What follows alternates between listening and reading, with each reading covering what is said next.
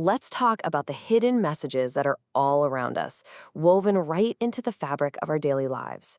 So, why don't we see them? We're going to dive into this delicate dance between life's symbols and the one thing that often acts as our blindfold, the ego. You know that feeling, right?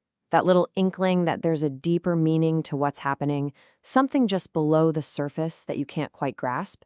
Well, according to this philosophy, you're not imagining it, and there's a very profound reason it happens. So, the philosopher Chogyam Trungpa put forward this really powerful idea. He argued that reality is constantly communicating with us, using this rich, symbolic language.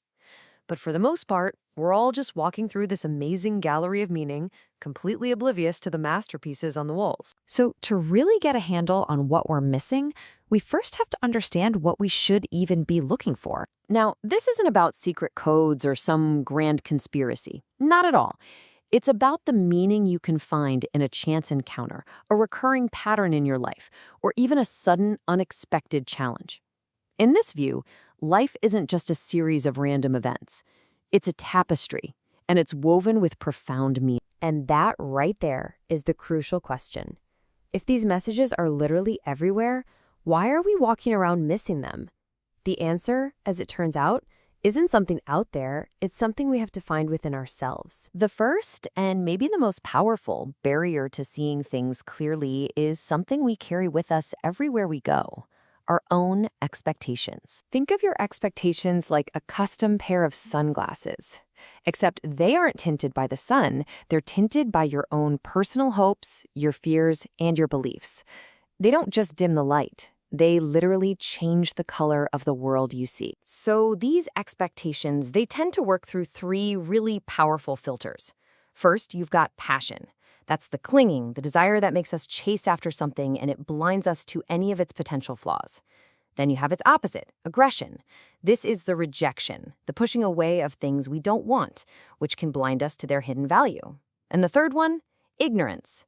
That's where we just kind of check out and numb ourselves to anything that doesn't fit neatly into our comfortable little worldview. So you might be asking, where do these powerful filters, passion, aggression, and ignorance even come from? Well, they're not random. They are the main tools of something much deeper: the ego. The ego, in this context, is that part of us that's completely obsessed with I, me, and mine. Its main mission, its only mission really, is self-preservation.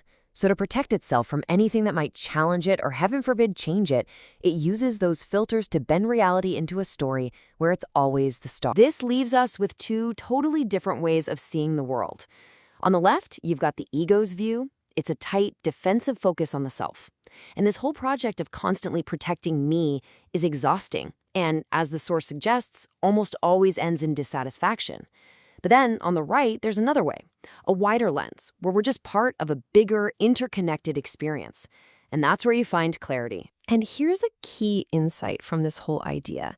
That constant grinding work of the ego, it's often tied to a really deep sense of underlying pain and dissatisfaction. It's a game that's almost impossible to win. Okay, so if the ego and its filters are the things desaturating our world, kind of turning everything gray, how do we start to see in full, vibrant color again? The solution offered here is not to fight the ego, but to actually sidestep it altogether. It's captured perfectly in this quote. To fully appreciate symbolism, we must let go of our ego and immerse ourselves in the colorful play of life. So what does that actually look like? Well, it means becoming more interested in the conversation itself, rather than how you're coming across in the conversation. It's about being more interested in the actual sunset than in getting that perfect picture of the sunset for social media. It's a subtle but, wow, a really profound shift in focus from me to just this. It is super important, though, to understand what this philosophy is offering and what it isn't. Trungpa isn't giving us a 5-step plan for ego death. This is not a self-help manual. What this philosophy offers is a lens, a new perspective on your own perception. It's a powerful invitation to become a better observer of your own mind, not a checklist of instructions to follow. And so that leaves us with a question to carry forward with you. If our expectations are the actual paint we use to color our world, what hues are you using? Are they bright and open, or are they a bit dark and defensive? And what might reality look like if you could just see it for one moment on a perfectly clear canvas?